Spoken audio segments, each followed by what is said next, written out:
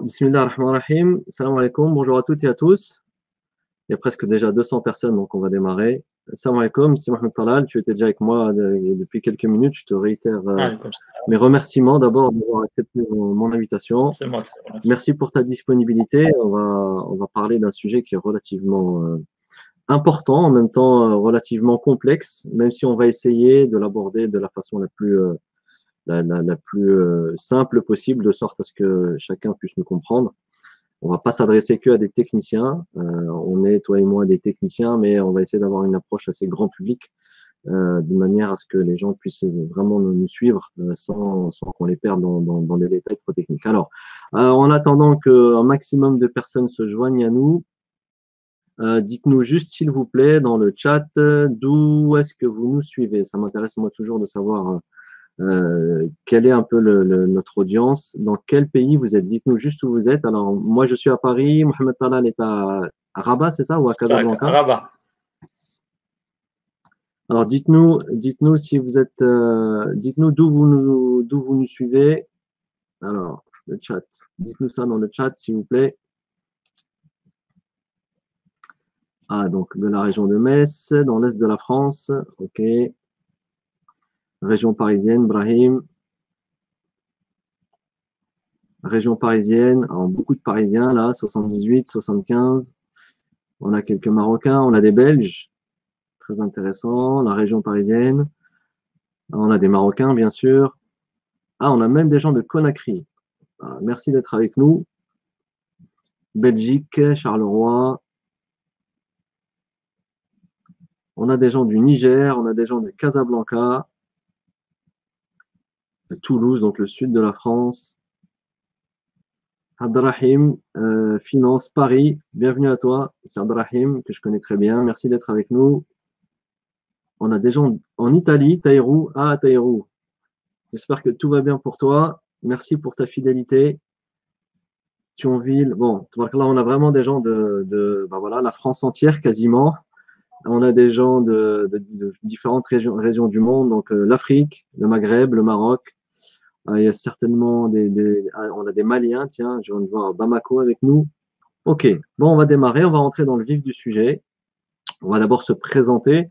Bon, vous me connaissez particulièrement parce que j'ai organisé plusieurs webinaires et donc je vous remercie pour votre fidélité. Je m'appelle Boubker Ajdir. Je travaille dans la société IFAS, Islamic Finance Advisory and Assurance Services, qui est une société spécialisée dans la finance islamique et qui a plusieurs bureaux. On a 5 bureaux en ce moment dans différents pays à travers le monde. Et à partir de ces bureaux, grâce à Dieu, on a presque une cinquantaine on couvre presque une cinquantaine de pays, donc dans quasiment les 4 coins du monde et dans les différentes juridictions arabophones, anglophones, francophones. Et pour ce qui me concerne, je dirige tous les projets de notre bureau dans l'ensemble des pays francophones, donc depuis le bureau de Paris et depuis aussi l'année dernière, depuis le bureau de Casablanca. Et alors, je me suis intéressé à la finance islamique au début des années 2000, 2002, 2003. Et en 2005, avec un certain nombre d'autres frères et sœurs, d'autres hommes et femmes, on s'est posé un certain nombre de questions et on s'est rassemblé autour d'une association qui s'appelle EDIM, l'Association d'innovation pour le développement économique et immobilier, qui avait pour vocation à réfléchir sur des solutions alternatives aux produits financiers classiques à travers 3 axes principaux: la recherche de solutions d'accession à la propriété, la recherche de solutions d'investissement et la recherche de solutions d'épargne et de placement conformes donc au référentiel, ce que j'appelle moi l'agent économique musulman. Aujourd'hui, j'ai le plaisir d'avoir avec moi Dr Mohamed Talal Lahlou, qui est avec nous donc depuis Rabat, qui est aussi quelqu'un de passionné par la finance islamique, la finance participative. C'est un entrepreneur et un consultant, formateur en finance islamique. Il a publié sa thèse l'année dernière, ou en 2019, hein, c'est ça, tu me corriges si je me trompe, Mohamed Talal. C'est ça. Enfin, je viens de la publier en 2020 plutôt, 2020. En 2020, ok. Donc tu as soutenu, là, c'est pas très longtemps, donc sur une thématique qui est fondamentale, qui porte sur les marchés financiers islamiques et le risque de spéculation. Donc, je pense qu'il y a beaucoup de choses aussi à dire là-dessus, mais c'est pas l'objet de notre webinaire aujourd'hui. Donc, tu interviens en tant que formateur pour de nombreuses institutions, notamment au Maroc. Tu as un parcours assez intéressant aussi. Tu as été lauréat de l'école de commerce à Birmingham, au Royaume-Uni, Aston Business 2008. Ça fait déjà 12 ans, ça passe vite. Tu as également étudié à l'ESCP de Paris, une autre école relativement connue en France. Déjà à l'époque, tu avais soutenu un mémoire sur le sujet de la finance, enfin l'économie islamique. Peut-on penser une économie islamique? Et tu as aussi enseigné dans des universités au Maroc, à Casablanca, et dans d'autres écoles de commerce, plus récemment encore au Maroc. Et tu es certifié depuis 2016 de cet organisme international, l'AAOIFI, que de nombreuses personnes connaissent. Donc, tu es certifié auditeur Sharia. Ça te donne aussi une vision assez large des problématiques de la Sharia appliquée aux transactions financières islamiques contemporaines. Donc, merci encore pour ta disponibilité et le fait d'avoir accepté mon invitation. Alors, merci à toi. J'ai rien oublié dans ton parcours, hein, t'hésites pas s'il y a quelque chose d'important que j'ai oublié de dire. Non, très bien, ok. Notre programme d'aujourd'hui, on va le dérouler en 3 étapes principales. La dernière brique, ce sera la séance de questions-réponses, mais les 2 premières, c'est d'abord poser le contexte dans lequel on se pose cette question, la problématique. Pourquoi ce webinaire sur cette question qui est: est-ce que les intérêts bancaires tels qu'ils sont pratiqués aujourd'hui sont effectivement le riba, ce qu'on appelle le riba, on va revenir sur cette question, qui est prohibé dans la religion musulmane.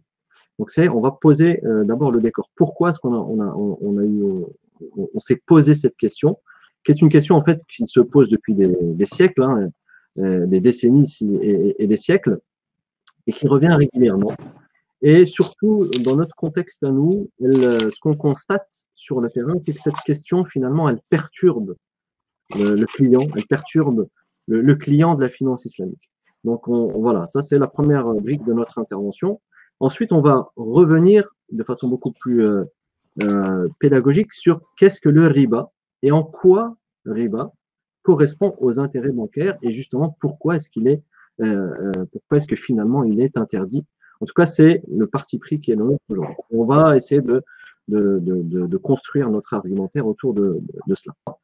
Voilà, donc ça, c'est notre plan. Je vous invite aussi, cher public, un petit conseil de lecture.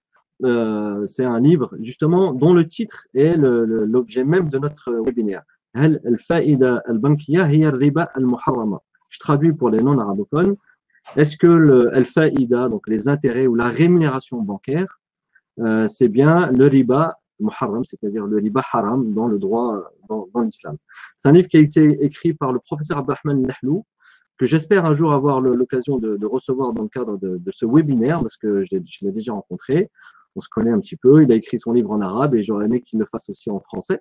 En attendant qu'une publication française arrive, j'espère qu'il nous honorera donc de sa participation à un webinaire là prochainement, dans un avenir proche.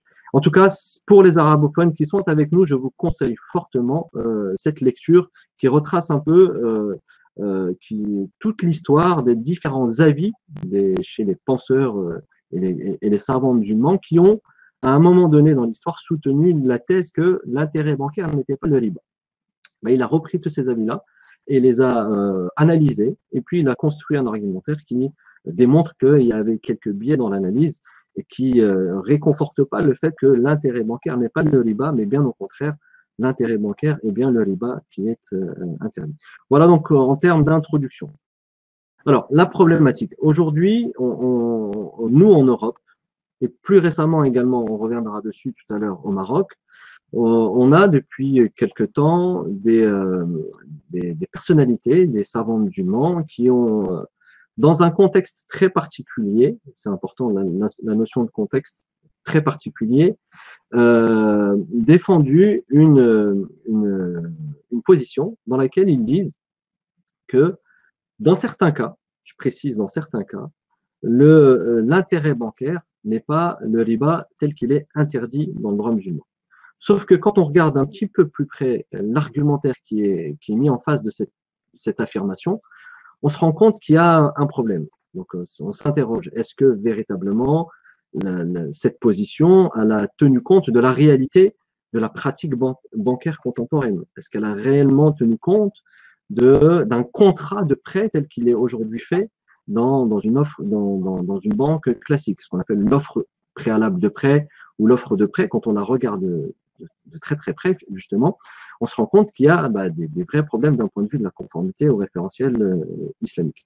Et donc, typiquement en Europe, on a depuis les années 90 une fatwa qui existe, qui est là, qui chaque année, elle ressurgit, qui a autorisé le recours au crédit bancaire dans le cadre de l'accession à la propriété. Donc, à défaut d'avoir une solution islamique d'achat immobilier, enfin de financement immobilier, les ulama dans les années 90, donc les ulama lesquels certains savants du Conseil européen de la fatwa, qui se sont appuyés sur une étude qui avait été faite à l'époque par des associations musulmanes de France, dans lesquelles les résultats de cette étude, elle disait que de nombreuses familles musulmanes vivent dans quasiment des ghettos, et donc ce sont dans ces milieux sociaux où il y a de la pauvreté, où il y a de la misère, où il y a de la délinquance, où il y a de la drogue, où il y a de la délinquance avec un grand D. Et donc la seule issue pour ces familles musulmanes qui vivent dans ces lieux-là, pour avoir une bonne éducation de leurs enfants, c'était de sortir de ces cités. Et pour sortir de ces cités, devenir locataire dans le secteur privé, c'était très coûteux. Et donc, l'alternative, c'était de pouvoir acheter une maison en passant par un crédit bancaire. Donc, le problème, c'est que le crédit bancaire, à l'époque, déjà, c'était se poser cette question, est-ce qu'il est halal ou il n'est pas halal? Et donc, ça, c'est le cas spécifique de l'Europe, de la France en particulier, que je connais. Et d'ailleurs, depuis 2011, on a aujourd'hui une solution de financement qui s'appuie sur la murabaha, donc une solution de financement islamique. Donc, on peut s'interroger, est-ce que ce genre de texte, quand bien même il était valable à un instant T, aujourd'hui qu'il y a une solution islamique, est-ce qu'un tel texte, une telle position est-elle encore défendable? Ça, c'est un premier cas de figure. Puis, on a un deuxième cas de figure, un certain nombre de prédicateurs, des prédicateurs parce que ce ne sont pas des savants, en tout cas eux-mêmes ne s'auto-proclament pas, ne se considèrent pas comme des savants, ce sont des prédicateurs qui sont des gens respectables et respectés, mais qui, dans le contexte conjoncturel de la finance, c'est-à-dire depuis que la crise financière a éclaté, la dernière, on a constaté, c'est pas qu'on a simplement constaté, c'est qu'il y a une réalité, c'est que les taux d'intérêt sont excessivement bas. On a aujourd'hui des financements à 1%, 1,5%. Ça, c'est le cas de la France, mais c'est le cas de l'Europe d'une manière plus générale. Et donc, sur la base de cette position, en disant, étant donné que les taux d'intérêt sont très bas, c'est une opportunité pour devenir propriétaire ou pour se développer économiquement. Comment? En empruntant à travers un crédit classique. Et là aussi, on a complètement écarté le caractère halal ou haram du sujet. Et on a dit, parce que les taux sont bas, alors on peut souscrire à des crédits conventionnels. Et là, c'est un autre problème. Et pour moi, en tant qu'observateur et en tant qu'acteur du marché, le principal problème que je remarque, que je constate, c'est que finalement, à force d'encourager l'accès à des produits bancaires conventionnels, qu'est-ce qu'on fait? On décourage finalement le développement de solutions islamiques conformes, qui d'ailleurs pourraient être aussi accessibles à des non-musulmans, parce qu'elles portent un certain nombre de valeurs et de caractéristiques économiques et techniques qui finalement ne sont pas réservées qu'aux musulmans. Et d'ailleurs, entre parenthèses, Christine Lagarde et bien d'autres ont bien compris les valeurs de la finance islamique, raison pour laquelle ils la défendent corps et âme. Donc voilà le contexte un petit peu de notre webinaire. Donc un contexte conjoncturel financier dans lequel les taux sont bas et en face duquel on a des prédicateurs qui défendent ils sont pas nombreux, il y en a quelques-uns, mais le problème c'est je dis le problème parce qu'ils sont très écoutés et donc par conséquent ils ont créé un peu cette confusion dans l'esprit du consommateur musulman, du client, et du coup qui se dit est-ce que je peux vraiment y aller, est-ce que non, je dois attendre une solution islamique. Et au Maroc, là je te donne la parole, c'est Mohamed Talal, on a aussi ce cas de figure qui s'est présenté il n'y a pas très longtemps dans un contexte très particulier. Si tu peux aussi donner un peu plus d'éléments d'ailleurs, parce que le contexte il est important, juste pour pas parler de la position. On a un éminent savant marocain, Cheikh Raissouni, qui est un respectable une respectable personnalité vraiment qui a donné sa vie à la science islamique. Donc, on ne parle pas de l'individu, d'ailleurs, on ne parle pas des individus. Nous, ce qui nous intéresse, c'est plutôt les positions et les argumentaires qui sont avancés. Donc, je te laisse en dire un petit peu plus sur le contexte marocain du sujet. D'ailleurs, qui existe même ailleurs, même en Belgique, ailleurs, on a déjà des positions comme ça qui existent aussi. Effectivement, alhamdulillah, wassalatu wassalamu ala rasulillah. Alors, tout d'abord, merci pour ton invitation, pour l'organisation de ce webinaire et donc de profiter de ces moments un petit peu de retrait que nous a offert la société actuellement ou sur lesquels nous a contrainte la société. Mais comme on a dans le hadith, à la fin du hadith, il dit c'est-à-dire qu'il lui arrive quelque chose de bien, alors il remercie Dieu. S'il lui arrive quelque chose de compliqué, il patiente et remercie Dieu. Et donc, ça, ce n'est que pour le croyant. Donc, alhamdoulilah, on a pas mal d'opportunités dans ce temps-là de retrait, de s'adonner à d'autres activités intellectuelles, de méditation, de dhikr, de lecture, etc., etc. Et donc, ce webinaire fait partie justement de ces instants intellectuels que j'ai le plaisir de partager avec vous. Et pour la question, donc effectivement, c'est une question, Riba, sur laquelle je travaille depuis un peu plus d'une dizaine d'années. Et elle est revenue au goût du jour, enfin, pas au goût de beaucoup de gens d'ailleurs, au Maroc, par ce contexte de la fatwa de Cheikh Raissouni. En fait, la fatwa de Cheikh Raissouni est liée à quelque chose d'assez intéressant.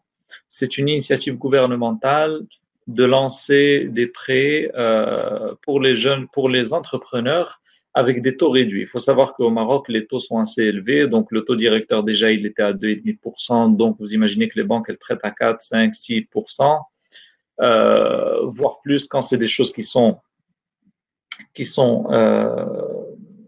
un petit peu risquées. Et donc, disons que ce contexte économique a été salué par beaucoup de monde. D'abord, c'est intéressant que le gouvernement s'intéresse aux personnes en situation compliquée et qui n'ont pas de financement. Et donc, le fait que les banques baissent leurs taux, c'est déjà pas mal. Donc, si on veut, entre guillemets, c'est moins pire.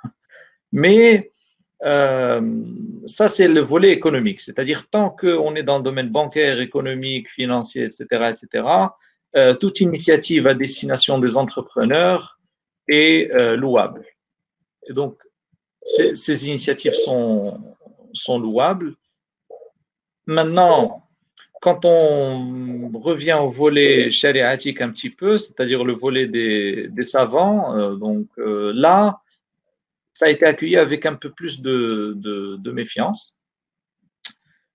Et donc, Cheikh Raissouni a dit dans un audio assez court, qui dure à peu près 5 minutes, que bon, c'est quelque chose qui est intéressant et que ce sont plutôt les 2% de taux d'intérêt vont couvrir les coûts, les charges et que les jeunes ont besoin de s'intégrer à la vie active et que les personnes en situation vulnérable sont très nombreuses. Et donc, avec un certain nombre d'arguments assez rapides d'ailleurs, il a dit, bon, on peut accepter ce genre de projet. Donc ça, c'est le contexte un petit peu de cette fête. Voilà, donc il y a une volonté d'abord gouvernementale, politique, d'encourager un secteur ou un segment de la population, les PME, les TPME, c'est ça. Et donc, ils ont demandé un effort des banques et même, je crois que la Banque centrale, le taux directeur pour ces produits-là, il est aussi relativement bas. Mais ça reste des banques privées qui vont accorder ces financements. Et ça, c'est important. C'est pas l'État qui va accorder des financements à un taux réduit. Ouais. Ça, c'est un élément important parce que je pense que même d'un point de vue de l'analyse Sharia, il y a des paramètres qui peuvent jouer dans la décision. Et là, on est bien en train de parler donc d'acteurs privés qui vont mettre en place des produits de financement, donc des crédits, pas des produits de financement, mais des crédits classiques avec un taux qui est réduit. C'est bien ça, de cela dont il est question. Au même titre que d'ailleurs n'importe quel autre taux. Et d'ailleurs, j'ai lu aussi dans la presse marocaine que ce crédit va s'inscrire dans une palette d'autres produits finalement. C'est pas un produit qui va être fait sur mesure pour cela, mais c'est une manière aussi de bancariser ou de fidéliser un client pour pouvoir lui placer ensuite d'autres produits. Donc, il y a aussi une démarche commerciale qui est classique là-dedans. Mais alors, là, on a posé la problématique et le contexte. On a parlé du cas de l'Europe, on a parlé du cas du Maroc, mais il y a d'autres cas ailleurs. On a juste illustré notre introduction à travers ces deux cas-là. Mais c'est pas les seuls cas à travers le monde. Au Royaume-Uni aussi, on a déjà connu des choses comme ça. Mais il y a une question d'abord fondamentale, Mohamed Talal, à laquelle je te la pose, je connais la réponse, mais pour que notre audience comprenne. Parce qu'on parle du crédit bancaire et dans la même phrase, en fait, on parle crédit bancaire et on parle de riba. Est-ce que tu pourrais d'abord calmement nous expliquer qu'est-ce qu'on entend d'un point de vue islamique par le riba? Et je voudrais aussi dire quelque chose d'important dans notre introduction pour éviter toute confusion. Nous ne sommes pas en train de dire que certains ulama ont dit que le riba était autorisé. Parce que là aussi, parfois, les gens pensent que c'est ce que nous sommes en train de dire. Ce n'est absolument pas notre propos. L'ensemble des ulama du monde entier disent que le riba est interdit. Ça, c'est clair, net et précis. Il n'y a pas de débat là-dessus. Là où il y a confusion dans l'esprit du grand public, ou parfois là où il y a divergence, c'est est-ce que le crédit bancaire, c'est bien le riba qui est interdit? C'est ça qui est important. Ok, donc pour pas qu'on nous reproche de faire dire ce que aux savants ce qu'ils ne disent pas, donc je tiens à préciser que l'ensemble des ulama du monde entier sont d'accord pour dire que le riba est haram et là-dessus il n'y a pas de sujet. Mais maintenant justement, Mohamed Taral, qu'est-ce que le riba? Comment est-ce qu'on peut le définir? Il en existe plusieurs formes dans les sources du droit musulman. Est-ce que tu pourrais, s'il te plaît, les expliquer? Alors, en fait, justement, j'ai volontairement évité de répondre aux arguments de la fatwa de Cheikh Reissouni parce qu'il est nécessaire d'abord de définir un petit peu c'est quoi riba et ensuite on pourra revenir à la fatwa de Cheikh Reissouni pour y répondre sur deux volets. Le premier volet sur lequel on va y répondre, c'est pourquoi les arguments avancés ne tiennent pas, donc d'un point de vue technique, fiqhi. Et deuxième volet sur lequel on va répondre, c'est un point de vue un petit peu maqasidi, ma'ali, c'est-à-dire macro, cette fatwa, qu'est-ce qu'elle va impliquer en fait. Donc on va répondre sur ces deux volets. Mais avant de passer à ces deux volets, on va revenir à la notion de riba rapidement. Donc en fait, pour comprendre riba rapidement, c'est simple. Déjà, dans la langue arabe, l'un des principaux référentiels, c'est Lisan al-Arab de Ibn Mandour, dictionnaire.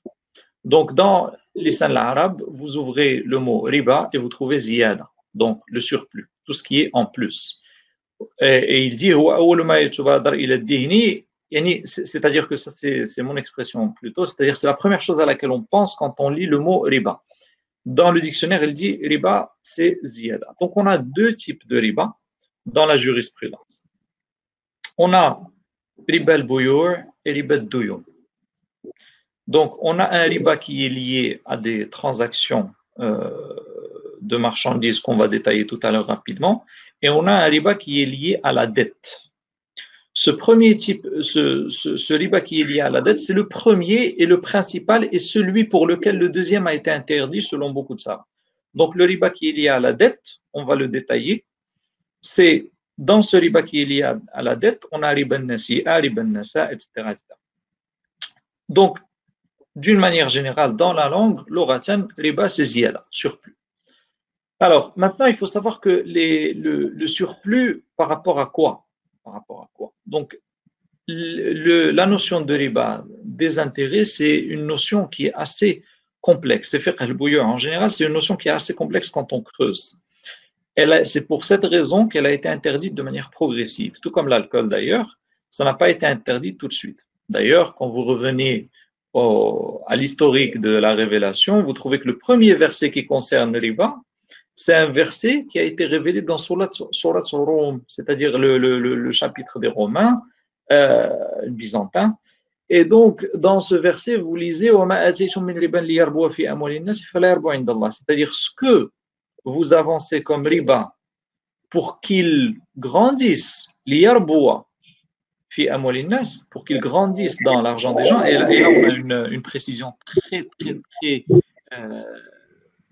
pertinente d'un point de vue économique, c'est que les intérêts ne produisent pas de surplus de valeur ajoutée s'ils ne sont pas couplés à de l'économie réelle. Donc, il faut que les intérêts, la dette, soient prêtés à d'autres personnes, que ces autres personnes soit fassent des projets et gagnent et partagent avec nous, soit ne gagnent rien et donc vendent une partie de leur propriété pour partager avec nous. Donc là, dans ce verset, on est sur la Makia, on est toujours à la Mecque. Et donc c'est et donc en fait, Dieu nous oriente vers la charité plutôt que vers les intérêts. Ensuite, on a les versets de Médine.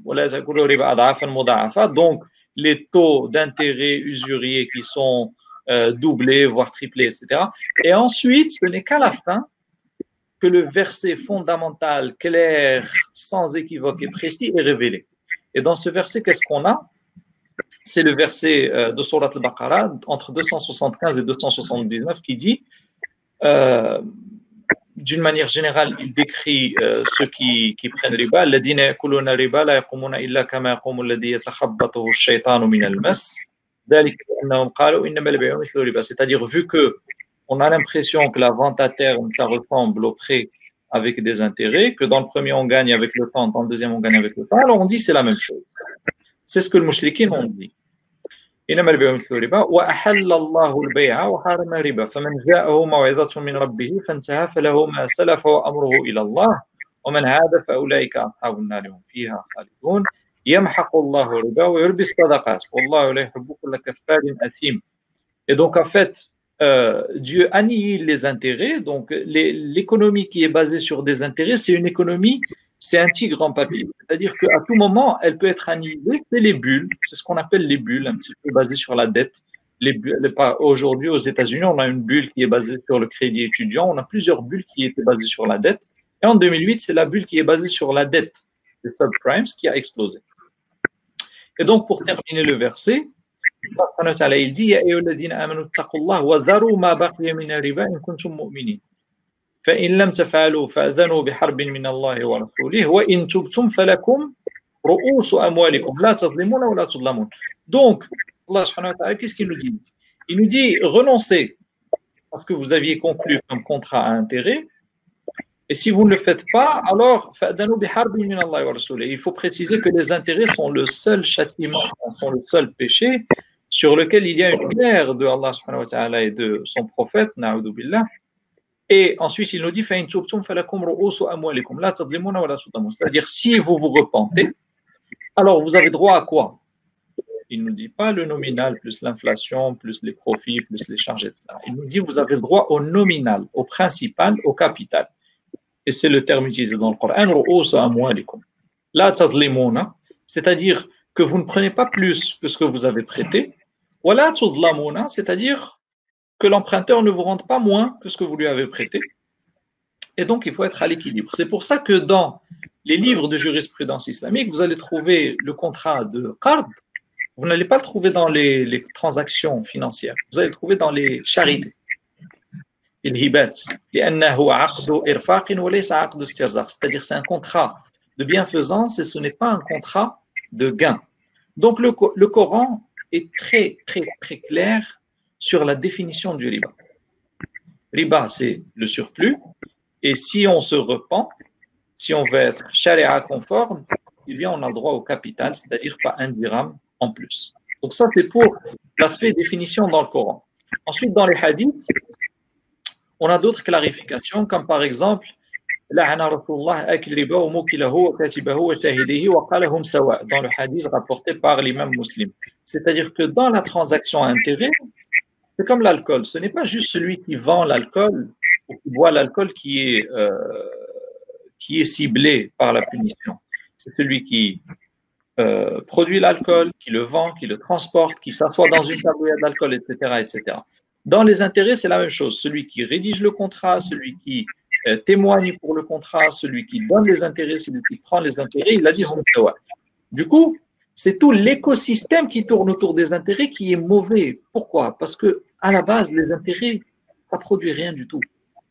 Et donc, pour que les banques gagnent leur argent, elles doivent manger un petit peu de valeur ajoutée ailleurs, chez les vrais secteurs qui produisent la valeur ajoutée, les entreprises, les industries, les services, etc., etc. Mais l'intérêt en soi ne produit rien du tout. D'ailleurs, si vous prenez un lingot d'or, qui pèse je ne sais pas combien, 1 kilo par exemple, ou plus, et que vous le laissez pendant 1000 ans, si vous revenez après 1000 ans, il n'aura pas fait d'enfant. C'est pour ça que l'imam Ghazali, il dit c'est-à-dire que l'argent, s'il engendre des enfants, alors l'enfant est illégitime. Donc ça, c'est pour quelques hadiths qui clarifient riba. Dans un autre hadith rapporté par l'imam Bukhari et Muslim, on a ijtanibu sab' al-mubiqat, c'est-à-dire les 7 péchés graves capitaux. Et dans ces 7 péchés, il a cité aklu riba. Et il faut savoir que les derniers versets qui ont été révélés dans la révélation, c'est les versets qui sont relatifs à riba. Maintenant qu'on a cité le Coran et les hadiths, on va passer à comment les savants, parce qu'il faut savoir que le Coran et les hadiths, on les comprend bien qu'à travers les savants et surtout le consensus des savants. Sinon, vu que nous, on ne maîtrise pas la langue arabe bien comme il faut, on peut se perdre. Et donc, il faut toujours revenir aux savants, surtout le consensus des savants, pour comprendre le Coran et les hadiths. Parce qu'il est possible qu'on lise un hadith et qu'il y ait dans un autre livre un morceau du hadith qu'on n'a pas lu et qu'on le comprenne avec un contresens.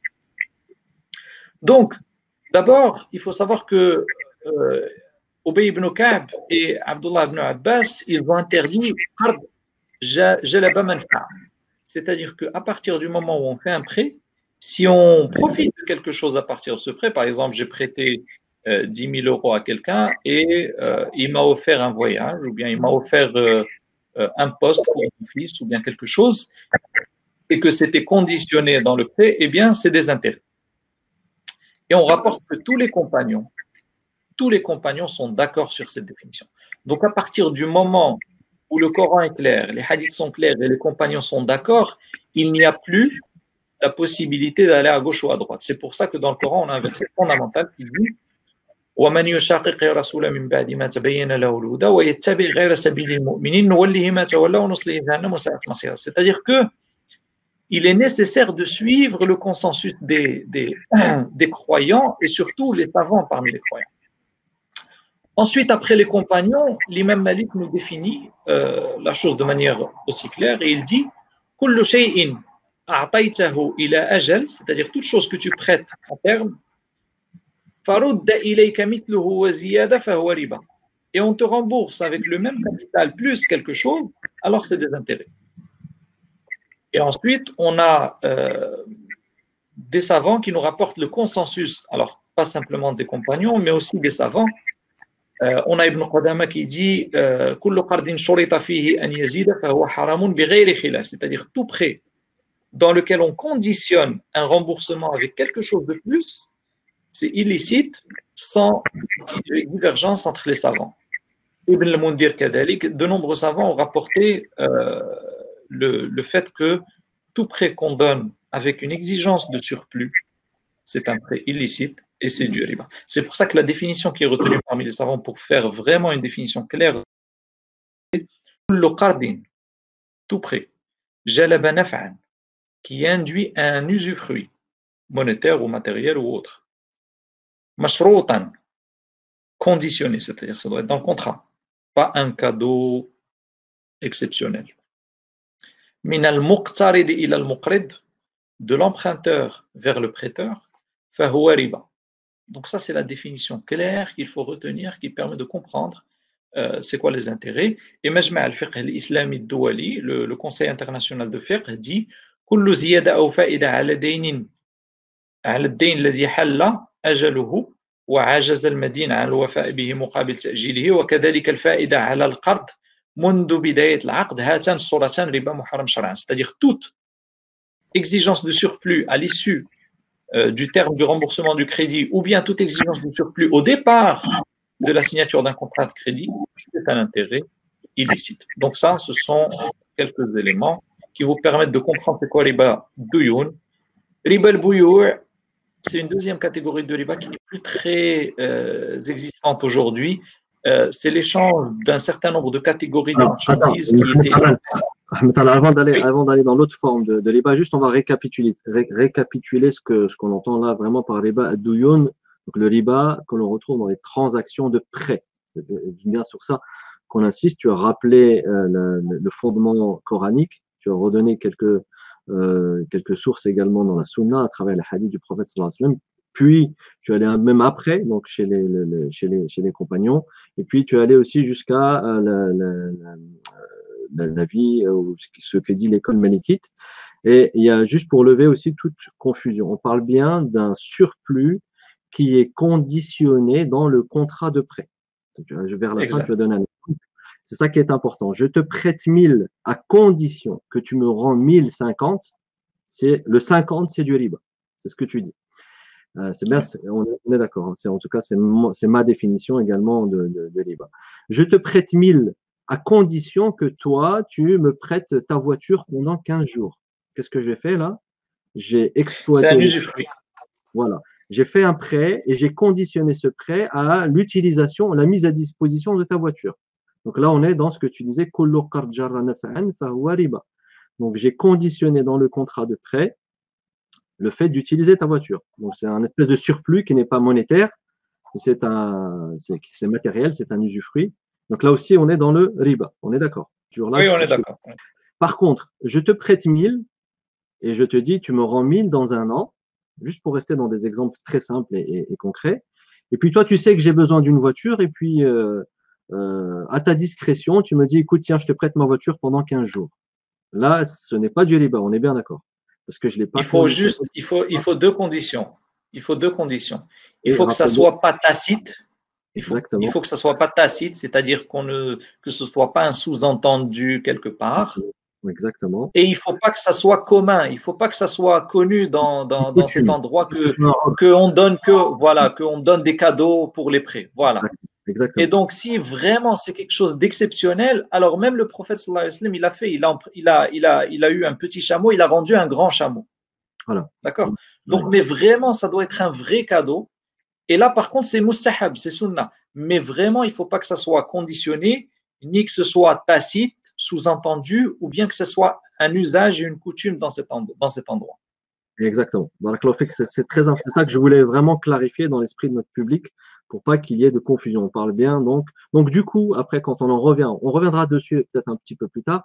Quand on regarde de façon maintenant concrète la manière dont est rédigé aujourd'hui un contrat de prêt classique, on ne peut pas dire que ce n'est pas le prêt à intérêt. Parce que dans le contrat de prêt, il y a de façon explicite, c'est stipulé que l'emprunteur emprunte un certain montant pour une certaine durée et qu'il a l'obligation de restituer ce montant avec en plus le taux d'intérêt, donc ce fameux surplus qui est là. Okay, donc ça, c'était juste pour bien clarifier ce qu'on entend par contrat de prêt et riba al-duyun, ou on l'appelle aussi riba al-Qur'an, parce que son fondement, son interdiction, elle est dans le Coran. Alors maintenant, je te laisse poursuivre donc sur l'autre forme de riba, qui est peut-être moins courante ou peut-être moins connue de tous, et qui est donc le riba des ventes, qu'on appelle les riba al-buyu', qu'on appelle aussi riba al-sunnah, parce que son fondement est plus dans un hadith du prophète sallallahu alayhi wa sallam, c'est ça? Oui. En fait, riba al-buyu', c'est il est basé sur le hadith de Al-Bara ibn Azib, dans lequel il dit الذهب بالذهب والفضة بالفضة والبر بالبر والشعير بالشعير والتمر بالتمر والملح بالملح مثلا بمثل يدا بيد فمن زاد أو استزاد فقد أربى والآخذ والمعطي فيه سواء. Donc en fait, dans ce hadith, vous avez 6 catégories de biens. Les savants se sont longtemps creusé la tête pour comprendre quel est le hikmah, c'est-à-dire la sagesse de ces 6 catégories. Il y en a plusieurs, on peut les citer, mais ce n'est pas…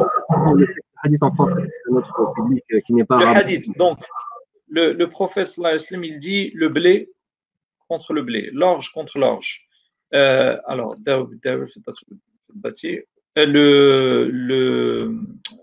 alors, il commence par dire l'or contre l'or, l'argent contre l'argent, l'argent métal, le blé contre le blé, l'orge contre l'orge, les dattes contre les dattes, le sel contre le sel, doit être fait à quantité équivalente et au même moment spot. Je te donne, tu me donnes, au même moment. Et celui qui augmente ou demande à être augmenté, alors il a pratiqué le riba, et celui qui donne et celui qui prend sont équivalents. Donc en fait,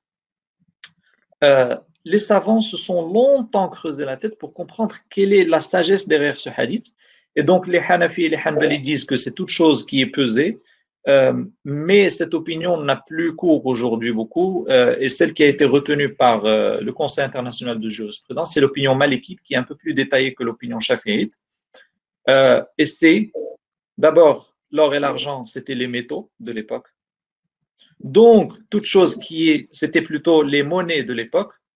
Donc, toute chose qui est monnaie, elle doit être échangée en quantité équivalente si c'est la même monnaie et en spot, si c'est une monnaie différente. Et le blé, l'orge, les dattes et le sel, c'était les denrées, vraiment les denrées de première nécessité que tout le monde utilisait, mais qui avaient aussi un rôle monétaire. Rôle monétaire. Donc, l'école malikite, elle vous dit tout ce qui est denrées de première nécessité est non périssable. Du coup, aujourd'hui, l'huile et le sucre, ça rejoint ces 6 catégories. Mais grosso modo, vous n'allez plus trouver aujourd'hui ce genre de pratique d'échange avec quantités différentes parce que tout a été monétisé et certains savants disent que la sagesse de ce hadith, c'est de tout monétiser. C'est de tout rapporter à l'or et l'argent et d'en finir une fois pour toutes avec le troc. Et donc, aujourd'hui, le riba al-buyu, vous le constatez chez les agents de change, tout simplement, et dans le forex, c'est quand on fait un échange de devises différentes, euro-dollar, ou bien qu'on va chez le bijoutier et qu'on achète de l'or, ou bien qu'on échange de l'argent métal contre de l'or métal, ou bien qu'on achète de l'or à terme. Eh bien, donc, tout ça, c'est riba al-buyu. Et pour éviter ça, il faut échanger en spot. Donc, quand vous faites du change euro-dollar, dollar-yen, dollar-or, euro-or, etc., tout ça, ça doit être fait sur place. Du coup, il ne faut pas acheter les bijoux ou vendre les bijoux dont la majorité des composantes sont de l'or à crédit. Voilà. Ça, c'est les deux seules applications, les deux principales applications qu'on retrouve aujourd'hui dans les bouilleurs. Mais disons que l'ibad douyoun, c'est 99% du riba qui existe aujourd'hui dans le monde. Voilà. Excuse-moi, j'ai mis les écouteurs parce que j'ai lu dans le chat et on m'a aussi envoyé par message qu'il y avait un écho en fait de micro. J'espère que c'est mieux là et qu'il n'y a pas trop d'écho maintenant. Alors je vois que c'est très très agité sur le chat. Alors je lis pas tout malheureusement, mais je peux pas de toute façon tout lire. Il y a tellement d'échanges là, donc le sujet est déjà en train de chauffer dans le chat. On reviendra dessus tout à l'heure, donc je vous prie d'être patient. J'ai lu rapidement qu'il faut absolument du pragmatisme. Donc bien sûr on abordera d'abord tout à l'heure, avant de parler de solutions pragmatiques, on abordera d'abord les problématiques qu'il y a dans le crédit à intérêt lui-même. Et c'est ça aussi que le grand public ne voit pas. Moi, je prends souvent l'exemple du tabagisme passif. Pendant des années, on pensait que seul le fumeur qui fumait la cigarette nuisait à sa santé. Et puis après, avec le temps, on a découvert que même celui qui fume pas, mais qui côtoie un fumeur, il a aussi des poumons qui peuvent en souffrir. Dans le système financier actuel, c'est exactement la même chose. Ceux qui ne voient pas ce qui se passe derrière le système bancaire, qui se contentent de regarder juste leur relation à eux avec leur banquier, ne se rendent pas compte en fait que de tout ce qui se passe derrière. Et la crise des subprimes a révélé une partie de ces défaillances dans le système financier qui est basé sur les intérêts. Et ça, c'est très, très important de le comprendre. Donc, on ne peut pas dire soyons pragmatiques, appuyons-nous sur des taux d'intérêt parce qu'ils sont bas, en occultant le fait que l'on contribue à un système qui, lui, est défaillant et qui continue encore de produire de la misère à travers le monde. Donc, il faut vraiment garder à l'esprit ça. On est responsable en tant qu'agent économique musulman de ce que l'on fait. Et on n'est pas simplement responsable de la relation que j'ai moi avec la relation de premier niveau. Si je sais que derrière ce qui se passe, ça va nuire à la société dans laquelle je suis, alors je ne vais pas apporter ma contribution à cette nuisance. Ça, c'est je dirais mon point de vue sur le sujet. Donc, merci d'avoir, Mohamed Talal, d'avoir recadré et d'avoir redonné cette définition. Maintenant, quand on revient à l'argumentaire de ceux qui disent que le crédit bancaire, c'est pas le riba interdit, même quand les taux sont bas. Est-ce que tu peux décortiquer, revenir justement sur l'argumentaire technique, à savoir comment fonctionne la banque, et justement comment est-ce que le gain de la banque il est fait? Parce que dans notamment la dernière fatwa de Cheikh Al-Aissouni, il dit que la banque ne gagne pas, même avec un taux à 2%, il dit que finalement ça couvre que ses charges, etc. Est-ce que tu peux justement reclarifier cet aspect-là? Oui, alors c'est là où on peut un petit peu commencer à répondre sur l'aspect technique de la fatwa de Reissouni. Pour ce qui est de ceux qui disent que le crédit bancaire n'est pas des intérêts, je pense qu'on a suffisamment discuté de la chose. On a montré que le Coran est clair et que donc quand on fait un prêt, on doit recevoir juste le principal en contrepartie. Et donc ça, c'est suffisamment clair. Et on a montré que tous les savants de toute époque sont d'accord sur le fait que tout crédit qui entraîne un surplus conditionné, c'est des intérêts. Donc, il y aura toujours un ou deux savants dans chaque siècle. Vous allez trouver un ou deux savants ou trois ou quatre sur les centaines de millions ou de milliers de savants qui ont une voix différente. C'est normal parce que vous n'aurez jamais, enfin, il y aura toujours quelqu'un, peut-être que ses intentions sont carrément malhonnêtes. Et donc, comme le munafiqin du temps du prophète sallallahu alayhi wa sallam, il disait qu'ils étaient musulmans, mais en réalité, ils sont là pour taper à l'intérieur de la communauté musulmane, malheureusement. Donc, les principaux savants, qui ont dit que les intérêts bancaires ne sont pas du riba sont en général des savants égyptiens. En général, ce sont des savants égyptiens. On a eu une opinion plus ou moins floue de Rachid Reda. Ensuite, on a eu Cheikh Tantawi. Ensuite, on a eu Ali Joumaa. Et on a quelques voix ici et là dans d'autres pays, mais principalement ceux qui vraiment essayent de poser les fondamentaux de cette fatwa qui est contraire au Coran et au Hadith, au consensus des savants, viennent d'Égypte. Et en général, comme par hasard, c'est le Mufti de la République. C'est-à-dire, c'est quand on a besoin, quand l'État égyptien a besoin d'émettre des obligations, des bons du Trésor, ou bien quand le président a besoin de lancer le deuxième canal de Suez, qu'on a besoin de mettre en place des obligations des bons du Trésor libellés à intérêt, qu'on a besoin que les gens et la population souscrivent, qu'on appelle le Mufti de la République et qui dit, oui, les bons du Trésor, les crédits à intérêt, ce ne sont pas le riba qui est évoqué dans le Coran. Donc, bien sûr, il y a des pressions politiques qui sont claires là. Et donc, la crédibilité est vraiment, vraiment questionnée, d'autant plus que on essaye de dire que ça ressemble à la Moudaraba, alors que dans la Moudaraba, il faut qu'il y ait une prise de risque dans le capital, il faut qu'on puisse perdre ou gagner, alors que dans le crédit bancaire, la banque, elle ne perd pas. Si vous êtes entrepreneur, que vous empruntez de l'argent, que vous perdez, elle ne perd pas avec vous, elle saisit l'hypothèque.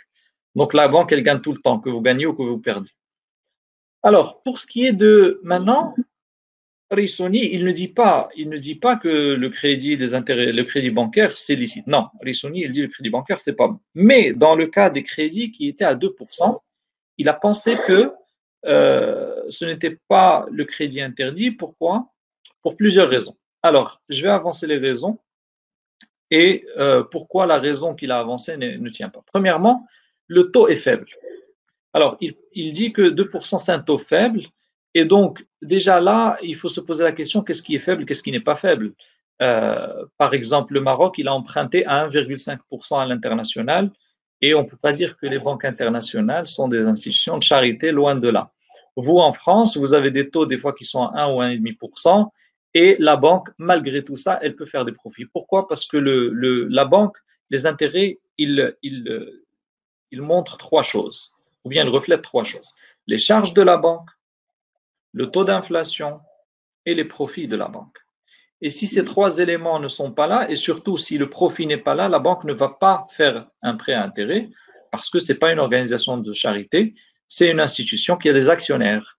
Et si on fait de la charité, les actionnaires vont vous dire pourquoi on fait de la charité, on n'est pas une association. Et donc, il faut au moins faire de la publicité à cette charité, il faut le faire entrer dans les budgets responsabilité sociale, il faut faire du marketing, etc., etc., ce qui n'est pas du tout le cas des projets dont on parle. Donc, il y a les profits, l'inflation et les charges.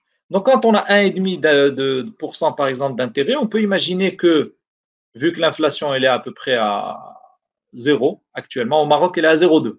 Chez vous, peut-être qu'il y a déflation, je ne sais pas exactement, mais en tout cas, l'inflation, elle est très basse. Donc, si on enlève de 2%, on enlève 0,2, il reste quoi? Il reste 1,8%. Sachant que les savants ont parlé, il y a des siècles, du fait de rembourser un prêt avec le surplus d'inflation. Ce n'est pas autorisé. Pourquoi? Parce que l'inflation de certains, qui sont dans le secteur automobile, peut être une déflation pour d'autres, qui sont dans l'immobilier, par exemple, ou qui sont dans l'alimentaire. Donc, il n'y a pas une inflation commune. Et deuxièmement, l'inflation est une externalisation d'un risque qui, de toute façon, nous serait arrivé à nous. Si on avait gardé le montant dans notre poche, est-ce qu'il aurait eu l'inflation? Bien sûr que oui. Donc, pourquoi, quand on le donne à quelqu'un d'autre, on veut qu'il paye l'inflation, mais nous, si on l'avait gardé dans notre poche, on n'aurait pas eu l'inflation? Là, on peut rétorquer, ah oui, mais si je l'avais gardé dans ma poche, j'aurais pu l'investir et gagner de l'argent. Mais ça aussi, ça a une réponse. Parce que si moi, je l'avais investi et gagné de l'argent, j'aurais pu aussi perdre de l'argent. Par contre, quand je prête à intérêt, je suis sûr de mon capital. Et c'est là la grande différence entre le crédit et le mudaraba. C'est que dans le mudaraba, il y a un risque de perdre et de gagner.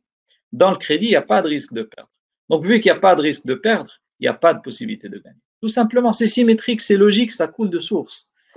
Et donc, sur la question, la première objection, enfin, la première raison qu'il a donnée, c'est-à-dire que le taux est faible, eh bien, la faiblesse ne justifie rien du tout parce que c'est des intérêts à partir du moment où c'est 0,001. Si on prête 1 milliard de dirhams et qu'on reçoit 1 milliard de dirhams plus 1 dirham, le 1 dirham, c'est des intérêts s'il est conditionné, s'il est clairement stipulé dans le contrat et s'il est exigé au début. Deuxième raison qu'il a donnée, il a dit oui, mais les banques, elles ont des charges. Et donc, dans ces charges, il n'y a probablement plus de profit pour les banques. Alors là encore, on discute cela en disant que les banques ne sont pas des institutions caritatives et si les revenus ne dépassent pas les charges, elles ne vont pas procéder à la transaction. Du coup, la raison qu'on avance en disant que il y a des charges, il y a des frais de dossier, etc., tout ça c'est clair chez les banques. Il y a une comptabilité analytique qui vous permet de dire ce que coûte exactement chaque chose. Aujourd'hui, par exemple, pour analyser un dossier, c'est 10 minutes ou 20 minutes d'un analyste pour les crédits conventionnels, classiques, usuels. Et ça coûte à peu près 20 euros à 30 euros, parce qu'ici, l'analyste, il est payé à peu près 1000 euros, 1000 euros dans une banque. Du coup, ça prend 10 ou 20 minutes, ça coûte 10 ou 20 euros. Donc, ça n'a rien à voir avec les 2% sur les 100 000, sur les 10 000 euros qui vont donner quand même 200 ou 300 euros de bénéfices. D'ailleurs, certains banquiers à qui on a posé la question en disant, mais dans les 2%, qu'est-ce que vous gagnez en réalité? Ben, ils ont répondu, on gagne tout. On gagne tout parce qu'il n'y a pas d'inflation. Et les frais d'analyse de dossier sont quasiment nuls. Et surtout, les caisses centrales de garantie de l'État cautionnent le remboursement, garantissent le remboursement du crédit à hauteur de 80%. Donc même la banque elle-même n'a même pas de risque de voir le client en défaut de paiement. Ensuite, il avance que le prêt ressemblerait à un prêt gratuit. Donc, ça ressemblerait, mais la jurisprudence ne se construit. Oui. Il dit qad hasan, qad mustahsan. Oui, et il dit al-qurud ka'annaha hasana. C'est-à-dire, c'est comme si c'est un prêt gratuit. Or, le fiqh ne se construit pas sur des phrases comme ça, peut-être qui ont été dites à la va-vite ou dans un appel, peut-être, je ne sais pas, parce qu'il faut chercher des excuses souvent. Mais le fiqh se construit sur des choses clairement analysées, avec des frontières claires et précises. Et donc, le prêt, soit il est hasan, soit il ne l'est pas. Soit il fait gagner de l'argent, soit il ne le fait pas gagner. Donc, un dirham peut faire toute la différence dans ce prêt.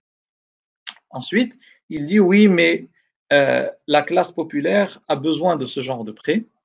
Et là, il introduit le concept de al-haja. Et c'est le concept que le Conseil européen a utilisé chez vous aussi, pour dire que oui, mais il y a toute une couche de la population qui a ce besoin. Alors, ce qu'on répond à ça, c'est que d'abord, les choses qu'on autorise pour besoin, c'est quand il n'y a pas d'alternative. Or, au Maroc, on a des banques participatives aujourd'hui. Donc, pourquoi on a étouffé ces banques participatives et on a donné un nouvel élan aux banques qui pratiquent les intérêts usuraires? Primo.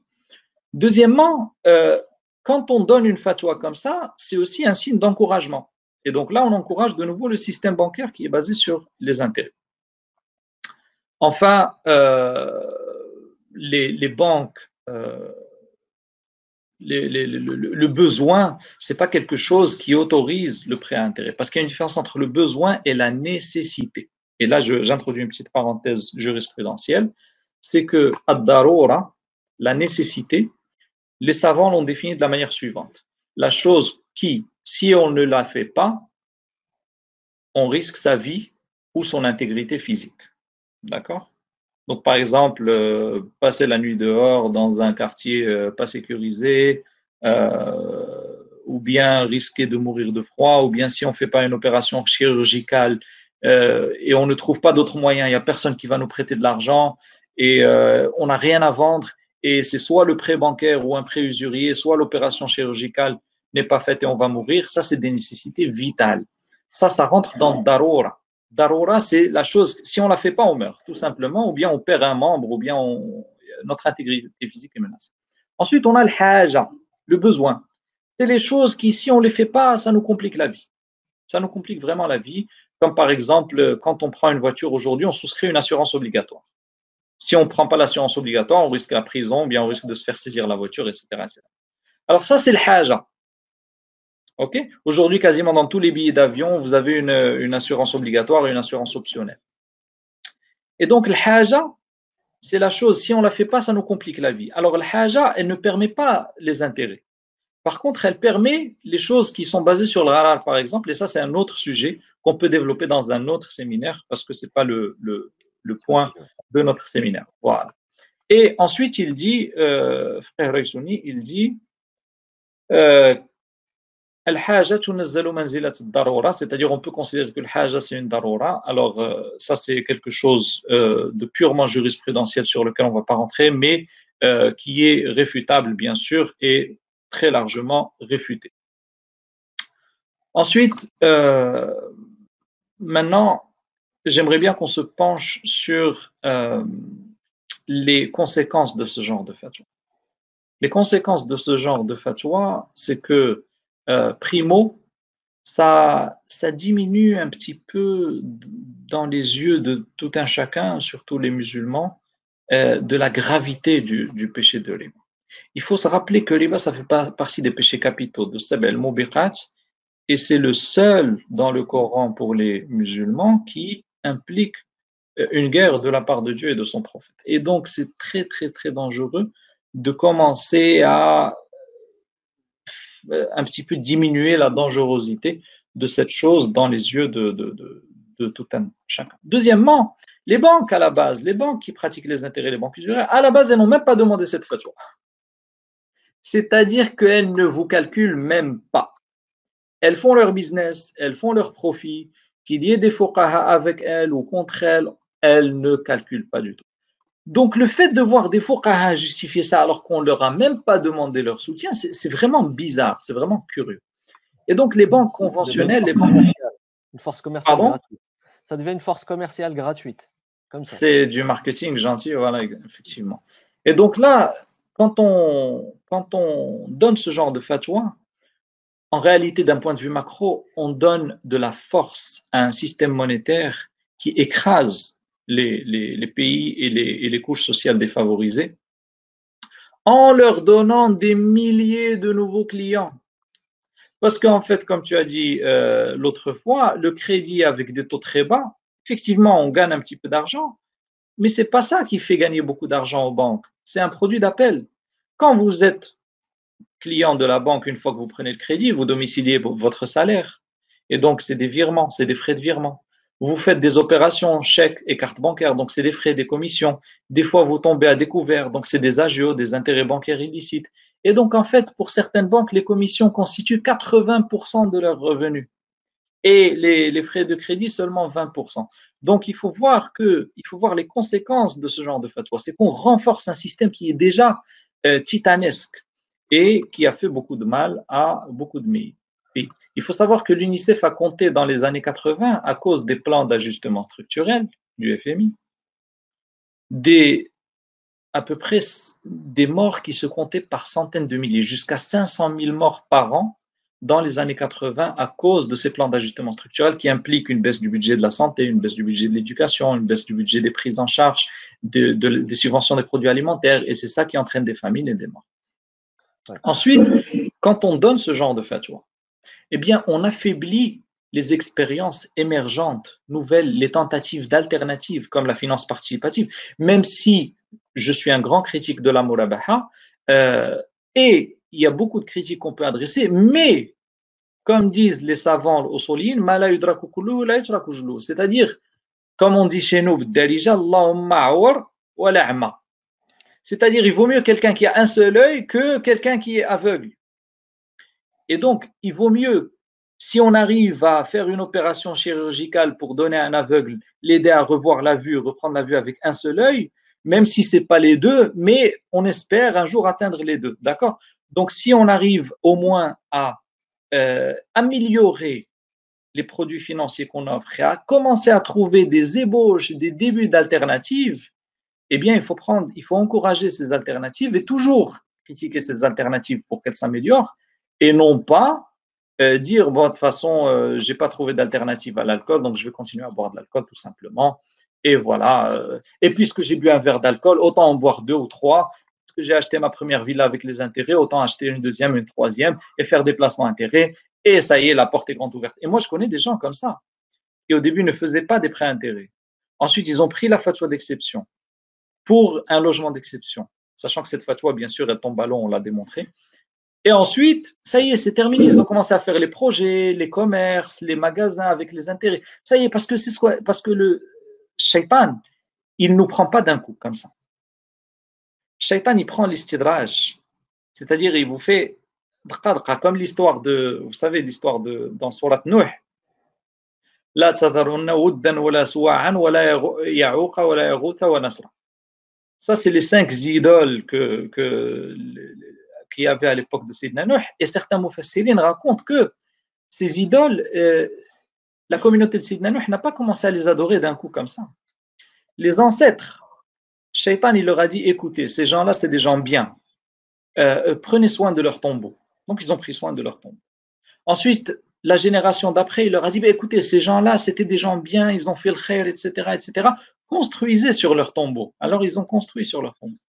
La génération d'après leur a dit, écoutez, ces gens, c'était des gens bien, etc., etc. Alors, glorifiez leur tombeau et construisez une statue pour vous rappeler de leurs bonnes actions, etc., etc. Mais vous allez juste vous rappeler d'eux. Et la génération d'après, il leur a dit, écoutez, ces statues, elles peuvent vous aider, elles peuvent vous exaucer des vœux, elles peuvent faire plein de choses. Il vaut mieux les adorer et demander qu'elles vous fassent des choses. Bon. Donc, en fait, l'istidraj, il est comme ça. Donc, c'est pour ça qu'il faut toujours rappeler la dangerosité du prêt à intérêt. Ensuite, autre implication de ce genre de fatwa, c'est qu'on se rapproche de manière un petit peu pernicieuse d'un système qui est un système usurier, qui est un système qui combat Dieu et son prophète, tout simplement. Isa alayhi salam l'a combattu, Sayyidina Moussa alayhi salam l'a combattu, les prophètes l'ont combattu. Et nous, on se rapproche de ce système. Il y a un problème. Il y a vraiment un problème. Ensuite, en donnant ce genre de fatwa et en utilisant des chiffres qui sont faux, ça ouvre la porte au fait de faciliter la fatwa à monsieur tout le monde et ça ouvre la porte à beaucoup de dérives. Ensuite, ce genre de fatwa individuelle contrevient à la décision d'une fatwa collective et on sait que la fatwa collective est la priorité sur la fatwa individuelle, surtout si elle est par des savants qui ne sont pas liés à un pouvoir politique. Et la fatwa collective, elle dit que, effectivement, si on donne un prêt à quelqu'un et que ce prêt engendre des charges, eh bien les charges ne sont pas du riba. Mais qu'est-ce que ça veut dire? Ça veut dire que si je prête à quelqu'un 100 kilos de blé et que pour ce prêt, il a besoin de peser le blé, effectivement, c'est lui qui va payer la pesée. Moi, j'ai fait un acte de charité, je ne vais quand même pas en plus payer la pesée. Ça, les savants sont d'accord sur ça. Et donc, si je prête, par exemple, si on imagine une institution publique qui prête de l'argent à quelqu'un, eh bien, si vraiment il y a des frais liés à ce prêt, comme par exemple 10 minutes d'analyse qui vont coûter 10 euros et 3 feuilles de papier pour imprimer le contrat, effectivement, là, c'est l'emprunteur qui doit payer ces 3 feuilles de papier et ces 10 minutes d'analyse. Mais là, on est dans des institutions privées à but lucratif, donc ça n'a rien à voir. Tout à fait. Tout à fait. Et une autre implication de ce genre de fatwa, c'est qu'elle permet de rentrer dans des contrats qui contiennent des pénalités de retard. Et ça, c'est riba al-jahiliya. Donc, il faut savoir que l'école malikite, elle interdit de rentrer dans un contrat s'il y a une pénalité de retard, même si on pense qu'on ne va pas tomber dans la pénalité de retard. Parce qu'elle considère que le contrat est caduc. Et si ma mémoire est bonne, l'école shafi'ite et hanbalite aussi. Enfin, ce genre de fatwa crée des divisions au sein des musulmans qui sont, entre guillemets, conservateurs. Et ça, c'est pas toujours de bon augure, malheureusement. Ok, bon, tu as repris vraiment, tu es allé beaucoup plus loin que la simple analyse. Tu as argumenté en apportant beaucoup d'éléments. Je te remercie beaucoup pour tous ces points. Alors, je ne vais pas faire trop long parce qu'on a déjà une heure d'échange, toi et moi, et que je voulais pas qu'on reste 2 heures dans ce webinaire. On va se dire au revoir, assalamu alaikum sur ça.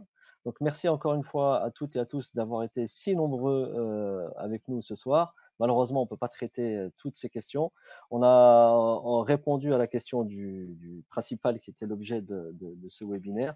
Donc, merci à toutes et à tous. Donc, comme je le disais en introduction, j'espère pouvoir faire prochainement un autre webinaire avec l'auteur du livre qui est beaucoup plus argumenté, en tout cas sur le plan Shar'i, qui reprend vraiment toute l'histoire et tous les avis qui ont existé là-dessus. Donc, aujourd'hui, on n'est pas revenu sur tous les avis. On en a cité juste quelques-uns, mais on a allé plus loin. On a rediscuter aussi de l'argumentaire, des récents argumentaires qui sont évoqués et qu'on a un petit peu essayé de déconstruire. Et voilà, on a essayé de répondre aussi à quelques questions sur le chat. Donc, merci Mohamed Talal pour ta disponibilité encore une fois. Merci Merci à toi. aux centaines de participants qui étaient avec nous ce soir. On s'excuse de ne pas pouvoir donner satisfaction à toutes les réponses, mais Inch'Allah, on essaiera de faire d'autres webinaires sur ce sujet-là. Je sens qu'il est passionnant. Je sens que certains sont restés sur leur faim, mais c'est pas grave. C'est pour que vous puissiez revenir avec nous la prochaine fois. Merci encore. Salam alaikum wa rahmatullahi ta'ala wa barakatuh à toutes Alaykoum et à salam wa tous. rahmatullah. Bonne soirée et à très bientôt, Inch'Allah.